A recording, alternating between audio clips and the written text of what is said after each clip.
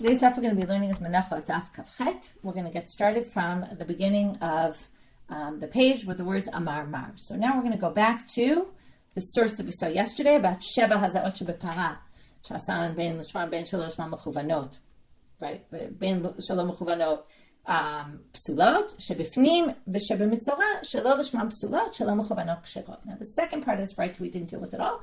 Now we're going to have a complete parallel sugya to what we saw yesterday. So in yesterday's daf, we basically had this contradiction between two sources when it came to the sprinklings of the paraduma, the blood, when you slaughter the paraduma, whether it has to be, there were two issues discussed in both braitot. What if you did them with the wrong intent?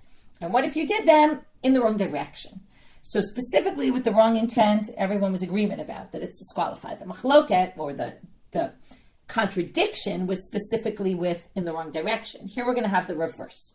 When it comes to the blood that you sprinkled inside the sanctuary and the oil of the leper, we're actually going to have a contradiction with the other element, with the Shelo Lishma issue. So it says here, again, let's just go back to our daf and where it quotes it. We're quoting the second line of that braita from yesterday. Shebifnim v'shebemitzora. Okay, these are the sprinklings you do in the sanctuary facing toward the parochet. So again, you're going to have the issue of direction and intent. Shelo Lishman, if you do it with the wrong intent, psulim, okay? Psulo, just like the other ones, these are disqualified. Shelo Mechuvanot, if you do it in the wrong direction, kshirot. It doesn't have to be, as long as you're in the sanctuary, it doesn't really matter the direction. Ideally, it's supposed to be toward the parochet, but which is facing the Kodesh Kodeshim, the Holy of Holies. But if you didn't do it that way, it's okay. To which the Gemara says, just like with the previous, v'hatanya, but doesn't it say in the braita, bein Shelo Lishman, bein Shelo Mechuvanot, kshirot. Actually, it doesn't matter whether it's Shelo Lishma. It doesn't matter whether it's in the right direction. It's kshirot. So Amar of Yosef, lo kasha. Just like, and exactly like in the parallel sugya of yesterday, we had two resolutions. One was to say, oh, it's a Tanaitic debate. And then the Gemara said, well, or someone else said, well, you don't have to necessarily read it that way. So we're actually going to reject that it's a Tanaitic debate completely, but we are going to suggest it at first. And then we're going to say, no, it's really all within the rabbi's position, and this is really what's going on. Okay, this is how you can explain the contradiction. But first, we're going to try saying it's two different Tanaitic opinions. Amar Rav Yosef, lo kasha, ha Rabbi Eliezer, ha Rabbanan. Okay, one is Rabbi Eliezer, one is the rabbis. Who's Rabbi Eliezer? Well, the famous position of Rabbi Eliezer that we saw way back in the first Mishna in Zvachim, if you remember, all the Zvachim that were done Shelo Lishma or Kshirot, other than the Chatat and the Pesach. And then we had a few different opinions, though, and one of them, that we dealt with a lot more than the others, was Rabbi Eliezer's opinion, who said the asham is like the chatat.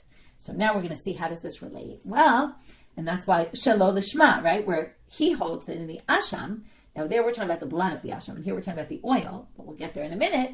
But the asham, if the blood is sprinkled Shelo Lishma, he says it's completely disqualified.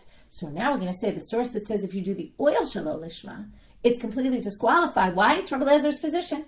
So now we're going to see what he does. Dim makish asham lechatat, makish nami log asham. We're going to say this. Rabbi Eliezer, who's known, he's the one who makes this hekesh between juxtaposition. Right? He darshans. He says the pasuk says, if you remember, in Vayikra Zayin, okay, chapter 7, verse 7. Kachatat ka'asham Torah echad lahem. The chatat and asham have the same rules. So he says, if the chatat Shelo Lishma, Yesham's also disqualified Shelo Lishma. Also, again, you do it for the intent of the wrong korban, it's also disqualified. And then he has to do another hekesh. Makish nami log lasham. Now the log shemen comes up, right, juxtaposed to the korban asham. There's the korban asham, and with that you bring this log shemen. So because they appear in the same pasuk, in Vayikra Yudalid, chapter 21, so we say, what's true for the blood of the asham, which according to him is like the blood of the chatat, is also true for the oil of the leper that goes with that. So the oil, again, this is just going to tell you that the second braita that said, if you do it Shelo Lishma, it's disqualified. Sorry, the first one, who said the Shemetzora Shelo Lishma is psulo, is going to be Rabbi Eliezer's position. And the Rabbanan, lo makshe Rabbanan, don't have that hekesh. They don't compare asham to chatat, in which case they're not going to get that there's any problem with the oil of the leper being done for the sake of the wrong korban. Just like the korban itself would be fine, obviously the log shemen would be fine. But there's a problem with this. If you remember from Zvachim, what did we learn? We spent a while on this topic. Rabbi Eliezer, v'chi davar l'mei behekesh, chozer l'mei behekesh. We had all those dapim in the middle there, Zvachim, where we had, can you learn this and that, and this drasha and that drasha? Can you do a hekesh on a hekesh? This is a hekesh on a hekesh, right? We said, Asham is like chatat, and then log asham is like the blood of the asham. So that's already two derivations through juxtaposition. You can't derive something from juxtaposition. It itself is derived from a juxtaposition. So you can't say, I'm going to take the oil of the leper and learn it from the blood of the leper, because the blood of the leper was all learned out by a hekesh. So that doesn't work. You can't say it breaks down into Rabbi Eliezer and the rabbis. Ela Amar Rabba. So Rabba comes with a different resolution to this problem, this contradiction between the two braitot. Ha v'ha Rabbanan, kan lahakshil, kan lahartzot. With the log shemen, what happens when you do the sprinklings? After the sprinklings, if you remember, whatever's left, well, we also do sprinklings on the metzora himself or herself. After you remember, we do the ear and the nose, the ear and the finger and the toe, and then whatever's left, if you remember, the kohanim get to eat, because remember they take a log of shemen, and then the kohen takes a handful, and then one kohen takes a handful, the other kohen takes from there, the same kohen. I forget. Takes the handful. I'm blanking right now, but that's not our focus, so let's leave that out right now. But the point being that whatever's left in that log shemen, because whatever left on the kohen's hands, remember he rubs on the leper's head, but what's left in the original vessel that they didn't use is basically permitted to the kohanim. So now we're going to say the following. If the sprinklings were done with the wrong intent, lahachshir, it's kasher in the sense that it permits the rest of the oil to be eaten by the kohanim. It was enough. Now, it wasn't done properly, but it was done enough, because remember, it's the rabbis say even the asham itself, if it was done shalom lishma, it's valid, it just doesn't permit the owner, The owner didn't fulfill their obligation. So here too, kan lahartzot. The other braita where it says disqualified, that one is, the leper did not complete the process because the oil wasn't sprinkled properly. But the oil is permitted because it was actually done, even if not done properly, and that's enough to permit the oil. And with that, we've resolved the contradiction. Now we're going to move on to the next Mishna. So we started our previous Mishna. We're going to continue here with all sorts of items that are me'akavin ze et ze, as we say, which means without one, you can't you can't fulfill your obligation. So we're going to start with the Menora. For this, we're going to use the picture from the Mechon Mikdash. Shiv'a kanei menorah me'akavin ze et ze. Okay, the candelabra, as we know, is made, the Menora, we'll call it, because it's a type of candelabra, but really called the Menora. So the Menora is basically made of 7 kanim, 7 branches. Okay, it's a 7-branch menorah. This picture has them rounded. There's a debate whether it's rounded or angled in, like a triangle. Now, these 7 are makvin zeh. You need all 7 of them. Okay, if you don't have 7 in a candelabra, the menorah is not good. Shiv'a neroteha makvin zeh. There's 7 now. It's hard to translate this word neroteh. In English, translates as candles, but it's not like candles like we know candles. At the very top here, okay, I'll use the annotate. This is very helpful for us. The very top, okay, we're going to talk about all the rest of the sections later and a lot in tomorrow's stuff.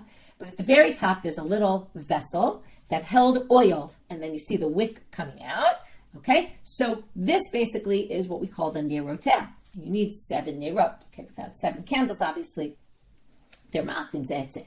Okay, that's all the Mishnah has to say about the candles, the menorah, sorry. But we're going to see at the end of today's daf, we're going to see that all sorts of other elements of the menorah as well, according to Shmuel, who quotes some elderly person, are also makvin zeh, and we'll get to that at the end of today's daf. Okay, next one. Shtei parshiyot mezuza ma'akavot zoetzo. Okay, the 2 parshas in the mezuza, right? Shema vayam shamo are in the mezuza. Those are ma'akavot zoetzo. You have only one, it's no good. This is why, by the way, when we said this in the beginning of Masechet Menachot, when we did the intro, we said that we're going to get to mezuza and tefillin and tzitzit, and that all comes from this Mishna. And yes, Becky, that's a good comment about lamps is a better way to say it than candles. Thank you. Okay, next. So the 2 parshiyot in the mezuzah are makvot zoetzo, afilu katav echad me'akvan, even 1 letter missing. Okay, later in the Gemara, we're going to see, don't really mean 1 letter. That's obvious, so they say it must be something else. We'll get to that, and not today. Arba parshiyot between makvot zoetzo. Okay, in the tefillin, there's 4 parshiyot. We'll talk about all that later. The next slew of dapim, okay, till the end of the chapter is really all about this. Arba tzitziot makvot zoetzo. Sh'arba'atam mitzvah achat. Okay, you need, it's a 4-corner garment. You need tzitzit on each of the 4 corners. If you have on only 3, right, that doesn't work. because they're all one mitzvah. But here there's a machloket. Rabbi Shmuel Omer al la'atan arba mitzvot. Rabbi Shmuel says they're each 4 independent mitzvot. To put tzitzit on this corner, and that corner, and that corner, and that corner.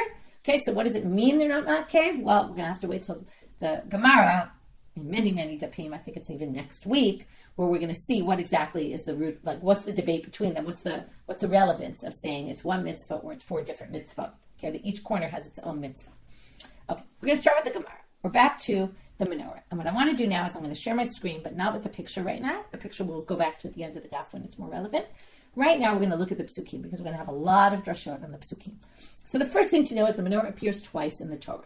Once, it probably appears, I don't know, more, but there's a real description of the Menora in 2 places of what it's made of. Shmot Perek Kafeh, when they're describing how to build the vessels of the temple, it says Vasita Menorat Zahav Tahor. Okay, there's a lot of psukim. It goes from Lamed Aleph to Men. That's 10 psukim about the menorah. Okay, so it says you should make a menorah. I'm not going to read this all. A menorah of gold, pure gold, Zahav Tahor. Miksha Teaseh. That means it should be made from 1 chunk of gold. Teaseh HaMenorah. Okay, it should be Miksha. The menorah should be made Miksha.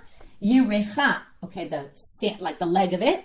Vikaneha. They're the branches, Givieha, Kaftorea, Uprachea. We're going to talk exactly about what all those are. Okay, those are decorative elements on the menorah. Mimena Yihiyu. Okay, from the menorah they should be. Okay, that's the pasuk. So now we're going to first start with that pasuk. So my time, how do we know what? That the 7 branches of the menorah are ma'akev, are essential. Havaya ktiv behu, because it says Yihiyu. Okay, it says the kanim, right? The kaneh, the branches. Mimena Yihiyu. Yihiyu is a language of this is the way it has to be. We saw that before. Tanu Rabbanan. Now they're going to bring a braita. They're going to talk about other things that are essential or are not essential in the menorah. Menorah taban mina eshet umina zahav. So the menorah comes from the eshet, which means a chunk, right? Meaning, again, you don't, well, we'll see in a minute, but you don't take pieces and weld them together. You take 1 piece of gold and then you shape it. So it was done from a eshet, umina zahav, and made of gold. Now, what if it wasn't made in these 2 ways? Okay, not miksha, not from an eshet, and not zahav. So the braita continues. Asa'amina grutaot psula. If you use chunks, like little pieces, okay, not 1 big piece, but you use little pieces, it's disqualified. But mishar minei matachad kshera. But you could actually use any other metal, okay?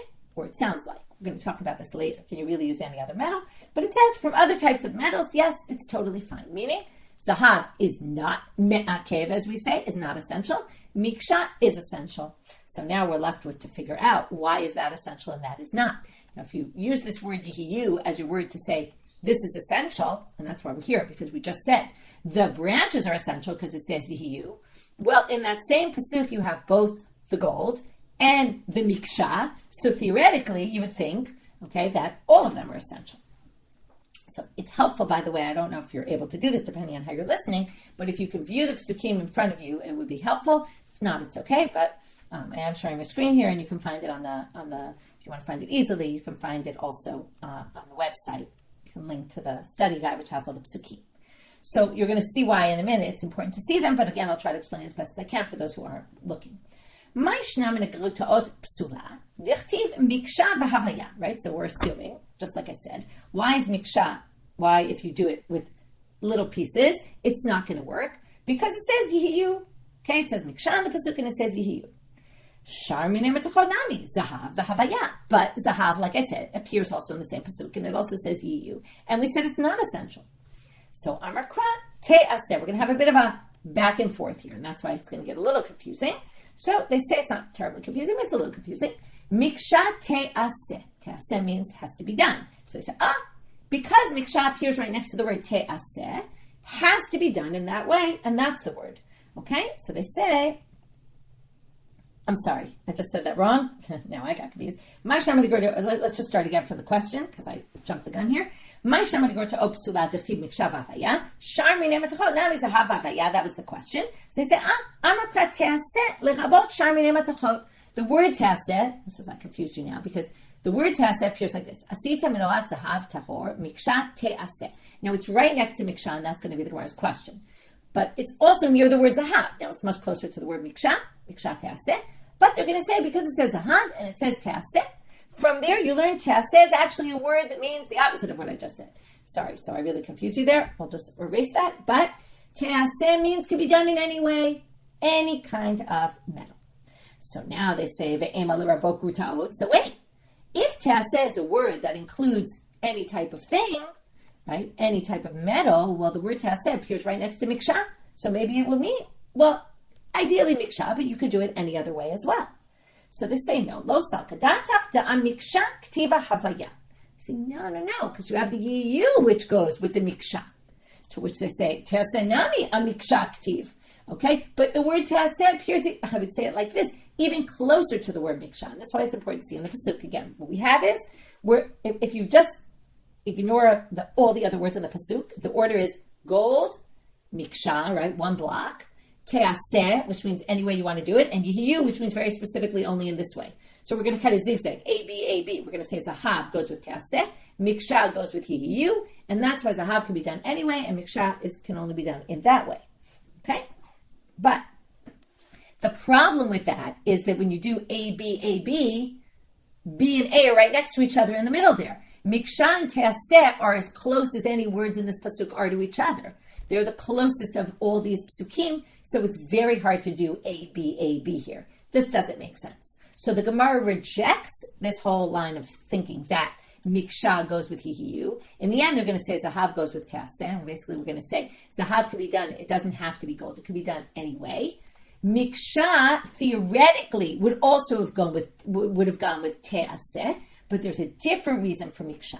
They're going to say in the end, miksha la'akev, and they're going to quote pasuk lamed vav, where it says kaftorehem v'chanutam mimeyu kula miksha achad zahav tahol. There it says it's miksha. Miksha appears twice, so it appears in verse 31. It appears in verse 36. Because of that, we're going to say that's why it's ma'akev. Okay, so forget the yihiyu. The yihiyu we used actually for the kaneh. Okay, for the fact that you need 7 branches. But, and one without the, right, you're missing one, it's not going to work. But the word miksha appears twice, and because of that, we're going to say, it's ma'akev. Okay, what's the problem? If you look at the sheet, you can see, okay, I underlined them. Okay, I actually forgot to underline one of them. But the word zahav appears multiple times here. So it's very difficult to say that, miksha appears twice, and because of that, it's ma'akev, it's essential, and zahav is not, but zahav is written so many times also. So in the end, right now, what we're left with, before we get to our difficulty, which I just kind of said, we have zahav goes with te'aseh. It could be any way, really. It doesn't have to be gold. And miksha has to be miksha. It has to be made from a block of gold and then carved out, is because it says miksha twice. 31 and 36. Okay, again, we're in chapter 25 of Shmot. I actually started saying earlier today, but then I realized I never finished, is that the Menora appears in another location. Where does the Menora appear? And now I'm going to say it because we're about to get there. In Bamidbar chapter 8, in Parshat Ba'alotcha, when they talk about Aaron lighting the candles, it also says there, V'zema sa Menora, miksha zahav ad rechad percha miksha hi, kimareh asher ha'Hashem et Moshe, ken asat Menora. Okay, like the vision that God showed Moshe, we're going to talk about that tomorrow. Ken asat Menora. Okay, then that is how he did the Menora. Now, we have another 2 mentions of miksha here, okay? And plus we have 1, 2, 3, 4, at least 5 mentions of zahav between all the psukim that we saw, okay? So as we didn't read them all inside, but you can see them on the sheet. So zahav appears multiple times, and miksha appears also multiple times, but right now we're saying miksha appears twice. That shows it's essential. So now the Gemara is going to say, wait a minute. Zahav nami la'akev, right? So if already we have miksha, zahav then should mean that it must be gold because zahav appears twice as well, at least twice, if not more. So they say, hi, Meiser, how do you explain this? Because it really makes no sense. To which they say, if you're going to say basically what we said, which is chunks doesn't work, right? You can't use different pieces. You have to use one big chunk. Other types of metals do work. Then you can explain zahav, miksha, lidrasha. You can explain all these places where zahav is mentioned and miksha was mentioned. That all is going to fit in. Okay, we don't understand anything of what they're saying yet. That's all going to fit in with the drasha that we're about to see.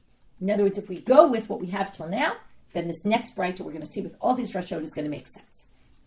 But again, we don't understand this because we didn't see the drasha yet. But if you're going to say using it from little pieces and welding them together will work, but other kinds of metal implements doesn't work because of zahav twice, and somehow you'll get from miksha, you'll say the reverse. Zahav miksha my darshibe. Then we're not going to know. We're not going to have these drashot of zahav miksha, which you're going to see now. The whole thing's not going to make sense. Okay, so that was really not so helpful because we haven't seen yet what the drasha is. So the Gemara now says my drasha. So what's this drasha? What we're basically going to do is we're going to do a drasha now of the word zahav, most of the mentions anyway of zahav here, not all of them. And we're going to darshan the 2 times miksha appears in Bamidbar, which we haven't discussed, which is then going to leave open the 2 mikshas in Shmot Perek 25, okay, which are going to be free for our drasha, and we're not going to have 2 zahavs free for what we said, and it's going to be obvious that this is the way we're going, okay? So let's go. Ditan. Kikar zahav tahol yaseh ota et kol hakelim ha'ele. Now we're going to read this pasuk, okay? This is in pasuk Lamed Tet. Okay, we're in chapter Shmot 25.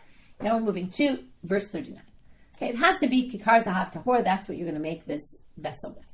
Okay, now the menorah is made with a kikar of zahav. A kikar is of a certain weight. Okay, weight in money, like the way a certain amount of money weighs.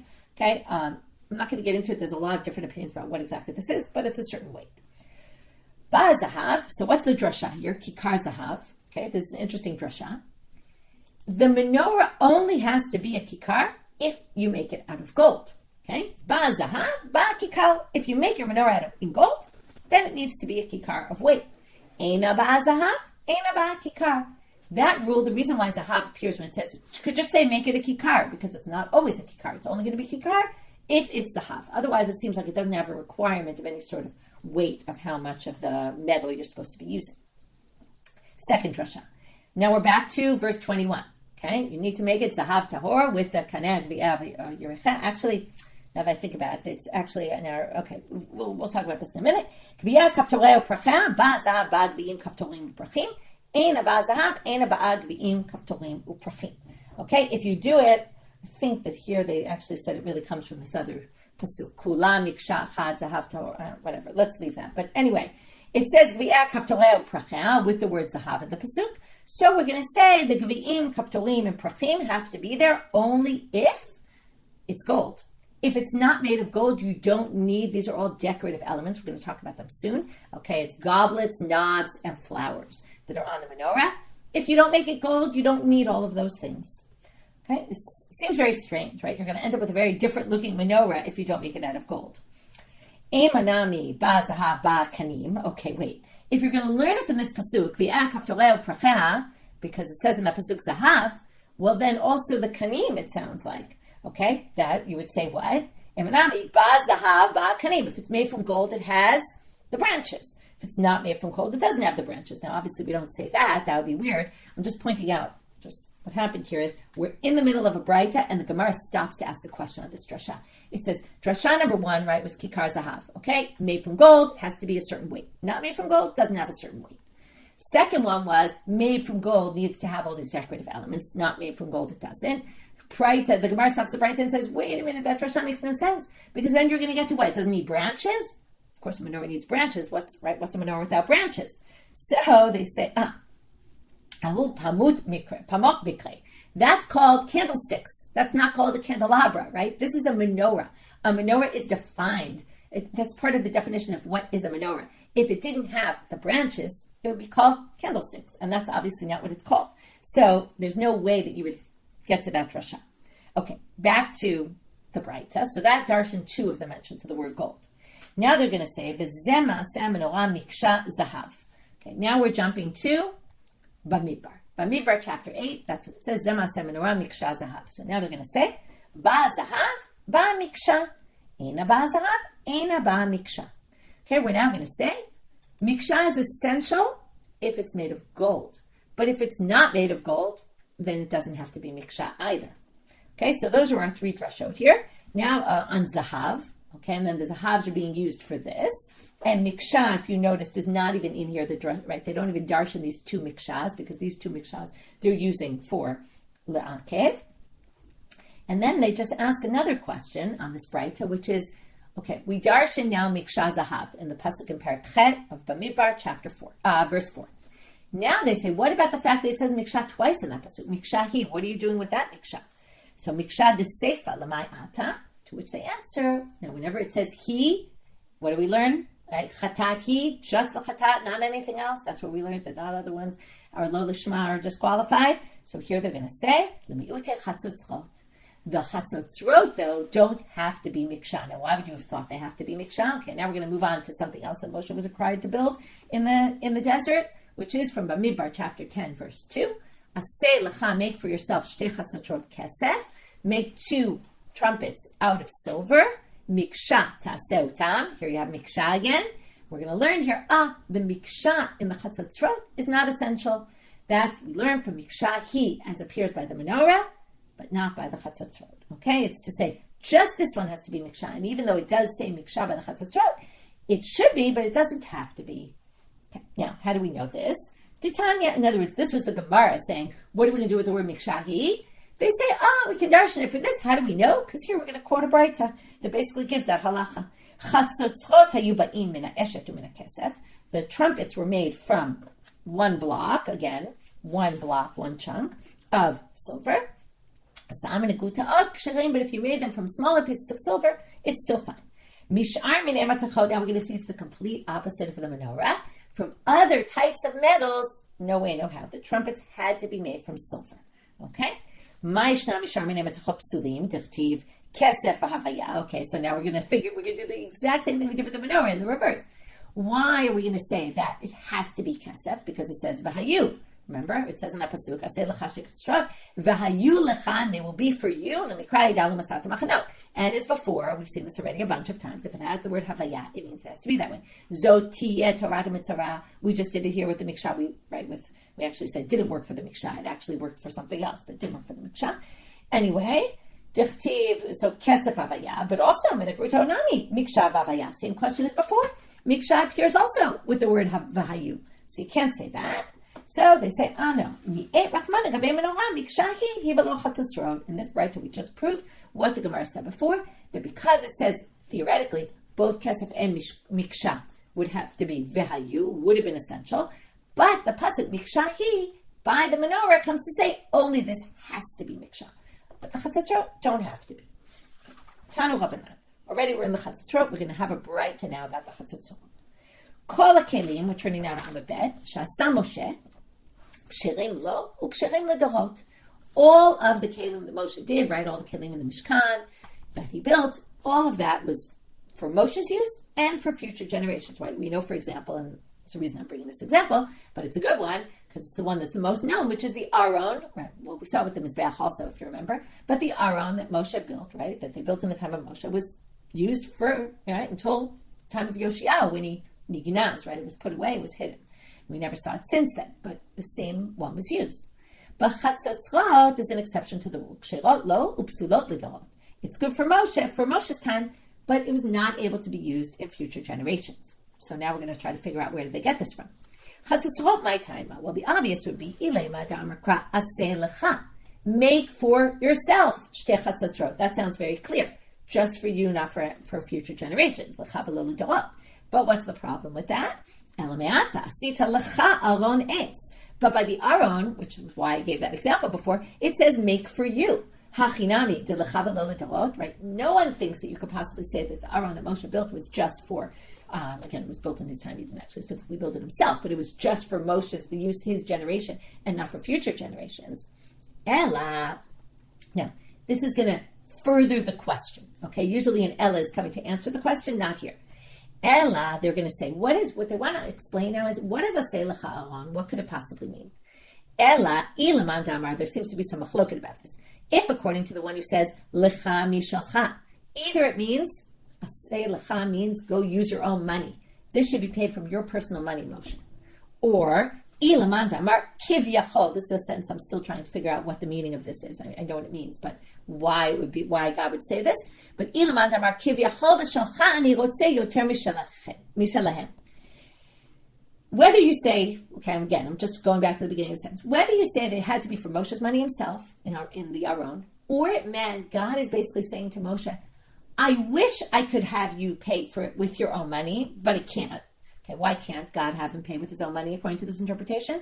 Because we can't have public property made from individuals' property. Because we've learned this before, that when the individuals give something to the community, they have to kind of give up all their rights to it. Otherwise, they're going to come in and say, oh, this is mine, right? You can't have in a public space, right? Very interesting point, makes a lot of sense. Something that is owned by an individual. Now, we do have things like this, and you could see where it gets complicated. But what I don't understand as much is what the meaning of this is, that God wished that Moshe could have it with his own money. But he can't, but, it would be in an ideal world, Moshe, I'd love for it to come from your money. Why that would be, I don't know. Something to think about. Anyway, let's keep going. So the two ways you explain the Aron, which is either Moshe did pay with his own money, and then you'd have to say that Moshe gave up all his rights to it, okay? Or God said, I wish I could have asked you to pay for it with your own money. So, Hainami, why didn't we say the same thing about the Chatzatzrot? Asay lecha, same thing as Asay lecha there. So they say no. Okay, if you look at the whole pasuk, what does it say? It says, Asay lecha, make for yourself 2 chatzatzrot, right? Kesef mikshat aseh utam, right? Make them out of silver, 1 chunk. V'hayu lecha, they should be for you. Right? To call out the people to come and to have when they move camps. Anyway, the point being, it says Aseh lecha and v'hayu lecha because it says it twice. That teaches you that it's only for that generation and not for future generations. And by the Aron, it only said it once. Okay, so there we resolved this issue. And now we finished with the Chatzatzrot, and we can go back to the Menora. So what we did so far, just to summarize, since we started this Mishna, we really wanted to get to how do we know that Miksha is essential and Zahav is not essential. Okay? And then we saw the Chatzatzrot where the whole thing was flipped. Kesef is essential, Miksha is not essential, and we proved that, right? The whole reason we got there was because we wanted to know, again, it was confusing because Miksha says it multiple times, Zahav says it multiple times, and then we said, well, Miksha says it twice. That is for the drasha. Why couldn't we say Zahav that way? Because the Zahav is used for all these other drashot, which, even though there's still more Zahavs left, but you see from those drashot that the Zahav is not essential, because all those drashot are based on, if it's Zahav, you have to do it this way. If it's not Zahav, you don't have to do it that way. Well, then it's obvious that you can't say Zahav is essential. It doesn't make sense. Okay? So with that, and then from that we got into the Chatzatzrot. Now we're going to go back to our topic. And we're really going to talk about something that we took as obvious before, but now our Papa's going to bring a braita that doesn't say it, which is we thought that the Menora could be made from all kinds of utensils, all kinds of metals. Okay? So now we're going to see, maybe not necessarily.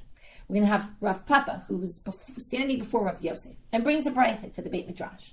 Tane Rav Papa bereid Rav Chanin, kamed Rav Yosef. So Rav Papa, the son of Rav Chanin, comes to Rav Yosef and brings him a braita. Menora haytaba mina eshet umina zahav. Asa'al shel kesef kshera. Shel batz v'shel aval v'shel gistirond. Levi posel v'Rav Yosef Rabbi Yehuda machshir. He starts off, he says it has to come from 1 block of gold. You could make it from silver. It would be fine. But if you made it from tin, from lead, or from a mix, gistron is a mix of different metals, Rebbe disqualifies it. So now we see there's an opinion that someone thinks it can't be made from all other metals, only silver. Rabbi Yehuda says, no, you can make it from all kind of metals, which matches what we saw until now. Okay, in a minute we're going to completely reject this braita. It's just not true. Okay, but right now we think that there's an opinion that says that you actually can't make it with all metals, only silver. It doesn't have to be gold, but it does have to be gold or silver. Shel etz v'shel etzem v'shel zchuchit, if it's wood or made of bone or glass, divrei hakol psula. Nobody thinks that that's valid. Amar le. So now Rav Papa says this in the Beit Midrash. Rav Papa, the son of Rav Chanin, says this in front of Rav Yosef. Rav Yosef says, "What are you talking about? My datach." Amar, like, where do you get this from? Amar le. Bein mar klali uprate darshin. They both darshin klal uprate klal, just in a different way. What's a klal uprate klal? Remember, you have a general, asita minorat zahav tahol. So menorah is general, zahav is specific, and then it says, right, miksha ta'aseh ha-menorah. Menorah again is general, just has to be a candelabra. So candelabra, gold candelabra. So we're going to say, what's a klal u'prat klal? Has to be something similar to gold. And now the machlok it's going to be, what's similar to gold? All metals or just silver? So here we're going to go. So they both darsh on the klal u'prat klal. Mi umar saval, but one holds ma prat mefurash matechet Av kol shamatechet. That's Rabbi Yosef Rabbi Yehuda. As long as it's metal, it's fine. That's what defines gold. Umar Savar, the first opinion Rabbi says, Ma prat mifurash davar chashuv. Av kol davar chashuv. It needs to be something of significance. We all know that gold and silver are in a different category than all the other metals, right? That's why people have jewelry, mostly out of gold or silver usually, right? Those are more important things. So it has importance. So that's the machloket according to Rav Papa's braita. Amar le, Rav Yosef says to him, Smei didach makami didi. Erase your version and choose my version. Okay? My version is more right than yours. And comes Rav Yosef and he brings his version of the machloket between Rabbi and Rabbi Yosef Rabbi Yehuda. Titania. Rabbi posel, Rabbi Yosef Rabbi Yehuda machshir. Okay, in the first version, wood was for sure on the outs. In this version, there's a machloket about wood. But everyone agrees that what? All other metals are fine, which matches what we saw earlier in our sugya. B'mai kamipalge, what's the machloket between them? And now in this, he's going to say, Rav Yosef, it's not that they have a machloket, klal u'pratu klal, and just how do we darshan what's like the prat. It's Rebbe darish klal u'prate, Rabbi Yosef, Rabbi Yehuda darish ripuye u'mi'ute. Remember there's two methods. One is the klal u'prat method. Klal u'pratu klal method is more limiting. It's going to say there's a general, there's a specific, and then we get general again. Well, the general comes to say we're going to include more things, but they have to be very similar to the prat. Okay, and then it's just a matter of, like we saw before, how you define what the prat is. If you go with ribuy and mute, now you're saying the same thing. There's one general word, there's a mute, and right, a specific, and then there's a general word. So they use the same words. But this type says, once you include basically everything. Well, there's still a mute though, a specific, so we're going to say, well, right, instead of saying we're going to go from, one thing to include more things, we'd include everything, and then we're going to just limit it a little bit. So we're going to be much less limited in limiting in the second version, the ribuy mute. So let's read. Vasita minorat klal, zahav tahor prat, miksha teaseh menorah, chazar v'kalal. Sorry, I skipped the first four words, which is Rebbe darash klali prat. We're back to that. Okay, we read it before, but now we're going specific. Rebbe does klali prat. So again, same words. Menorah, the menorah is general. Zahav tahor is specific. Miksha teaseh menorah, it's menorah again. Chazar v'kalal, klali prat klal, yatadan elokena prat. What defines gold? According to this, we're not going to go into the davar chashuv. We're just going to go into all kinds of metals. Ma prat mifurash shamatechet, af kol shamatechet. So anything that's metals. Rabbi Yosef, Rabbi Yehuda, darish ribuy u'miyute. Same words. Asita menorah riba. Zahav tahor mi'et. Miksha teaseh menorah chazar v'riba. Included. Riba mi'et or riba hakol. So first, everything gets included. Umay rabbe. So what did he include? Rabbi kol mile. He includes everything. My mi'et. Well, he has to be mi'mayet something. Mi'et shel cheres. Can't be earthenware. But anything else, it could be. Okay, it's not clear here what he says about glass and other things, but it is clear that he would include wood. So now, Rav Papa retorts back. You said erase my version for yours. I'll just say the flip to you. Sami dideh mikami didach mikami didi. Erase yours because of mine. So now Rav Yosef's going to come back and quote two more braitot to basically prove his braita. Lo salkadatach. Doesn't make sense because listen to these two braitot, which clearly go on my side that all kinds of metals are fine. Titania, not to mention all the ones we saw at the beginning of the daf. Mevi elo zahav, mevi af shel kesef, shel nechoshev v'shel bozel, shel bedil v'shel oferet. It's okay if you don't have silver, you could bring bronze, iron, tin, or lead. Rabbi Yosef, Rabbi Yehuda machshir af b'shel eitz. Rabbi Yosef, Rabbi Yehuda says even wood. Okay, there you have it. That's a braita going according to exactly like Rabbi Yosef. V'tanya idach. Okay, this is actually a different halacha, which is interesting, and we've learned this before. Lo yaseh adam bayit tavnit hechal. You can't build a house with the exact dimensions of the sanctuary. Or an achsadra keneged ulam. You can't build a portico, which is a three-walled structure open on one side, like the ulam. It's a whole debate how the ulam is like an achsadra, but I'm not going to get into it right now. Chatzir keneged azara, a courtyard the size of the azara. Again, you just can't build things the exact dimensions of the way they were in the temple. Shulchan keneged shulchan, menorah keneged menorah. You can't make a table the size of the table. You can't make a candelabra the size of the candelabra. Aval, here comes the key. Oseu shel chamisha v'shel shisha v'shel shmona. You can make 5 or 6 or 8 branches of the menorah. V'shel shiv'a lo yaseh afilu mishar minei matachot. You can't make it with 7, even in other types of metals. Why? Because other types of metals could have been used in the temple. Rabbi Yossi, Rabbi Yehuda Omer, af shel eitz lo yaseh kederach shasu lachay v'chashvan achai. And what does he come and disagree about? He says, oh, you can make wood because in the time of the Hasmonean kings, they made wood. Why did they make wood? Because they couldn't afford gold. Okay? Amrulo, they said to him, Bisham Raya, how can you prove it from the Malchei Chashmonaim? Okay, this is Already we brought this for the reason we wanted. Machlokah Rabbi Yosef, Rabbi Yudi, and someone else who we assume is Rabbi, about whether it could be made of wood or not, and that proves Rabbi Yosef. But in any case, we're now in the middle of this debate between the two of them. He says, Misham, are you going to prove it from the Hasmonean kings? Shapudim shel barzel hayu. They were iron, shapudim is like a, forget the word, but basically they were iron poles, something like that. Hayu v'chipum bebats, and they covered them with tin. He'eshirum asum shel kesef, when they got wealthier, stakes, thank you, that's the word I was looking for. Stakes, iron stakes they covered them with tin. Then, he'eshiru, when they got wealthier, asum shel kesef, they changed the menorah and built it out of silver. He'eshiru, over time, when they got even more wealthy, asum shel zahav. Okay, that you get a little bit of history in here. Okay, now we're going to end with this last statement of Shmuel. Okay, Amar Shmuel Mishmei Desaba. So that was all about, could it be made from other metals, right? Could it be made from wood? Even we see this as opinion, it could have been made from wood. And it seems we're going with Rav Yosef's version because he seems to have many braitot that support his reading. And not that it could only be made of silver and not other metals, like Rav Papa said. Amar Shmuel Mishmei Desaba. So now Shmuel comes, and I'm going to again share my screen with a picture from the Mechon HaMikdash of the menorah. Okay, so here's the menorah. We're going to learn a lot about this today and tomorrow. Gov Hashem menorah 18 tefachim. It's 18 tefachim tall from bottom to top. Okay, we're going to see later in tomorrow's daf, someone says it's 9, and then they say, what do you mean? It's not 9. Anyway, we'll get back to that.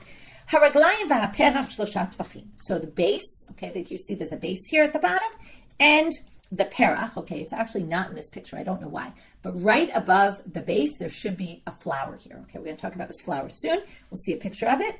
Tfachayim chalak. Now you go up. They're basically going up the menorah on the base, on the branch in the middle. You go up 2 more tefachim, okay? This is blank. There's nothing there. You can see it's just smooth. Tefach shebo, gavia v'kaftor v'perach. Now there's 1 tefach above, which is made up of 3 things, okay? A gavia, which is a little goblet. We'll talk about that soon. A kaftor, which is a knob, and a perach, which is a flower. Now in this picture, they're one on top of the other. There's a big machlok at Rambam and Rashi about whether they were one on top of the other or they were all one together with each other, okay? Meaning one next to the other. And the reason to say that is because otherwise it would take up more than a tefach, really. It's hard to imagine these 3, one on top of the other, takes up altogether a tefach. It would be much more than that. So anyway, there's a big debate about this in any case. Tfachayim chalak. Then you go up another 2 tfachim. It's smooth. Then tefach kaftol. You get to a kaftor now. Now we're going to see there's kaftolim every place where the branches come in. So there's going to be 3. And every time we're going to go up 1 tefach, and then another tefach, right? We're going to go up knob, tefach, knob, okay? And that's going to be where the 6 branches come in, okay? 2 at a time. So we're going to read the same thing twice, or 3 times, which is, okay? So now we're going to say, Shnei kanim yotzim mimena, so there's a kaftor, the 2 kanim come, echad elach ve'echad elach, each one from each side, v'nimshachim v'olim, okay, there's a machlokah, by the way, this is rounded, right? Some people think that it was angled in, like a triangle, we said that before. So, Nimshachim va'olim kineged gof hashel menorah, and the branches go all the way up to the height of the menorah, right? All the way up to the top. Tefach halak. Now back to the base. So now there's a plain, right, empty tefach. Tefach kaftor, smooth one. Tefach kaftor, you get another knob. Shnei kanim yotzim mimena, echad elach ve'echad elach, v'nimshachim va'olim kineged gof hashel menorah. Again, you have 2 branches coming out of there. They go up to the top, at the height of the menorah. Tefach halak, another empty. Tefach kaftor, another kaftor. And Shnei kanim yotzim mimena, echad elach echad elach, v'nimshachim va'olim kineged gof hashel menorah. Okay, again, then you have the other 2. Now, go back to the main base. Now you have tfachayim chalak. You have 2 tfachim now, till you get up to the next section. Nishtaychu sham shlosha tfachim. There's 3 more tfachim left till you get to the top height. Okay, they don't seem to count the candles here. Okay, the part that we said is, I forgot the word you used to help me with it, but right where we put the oil.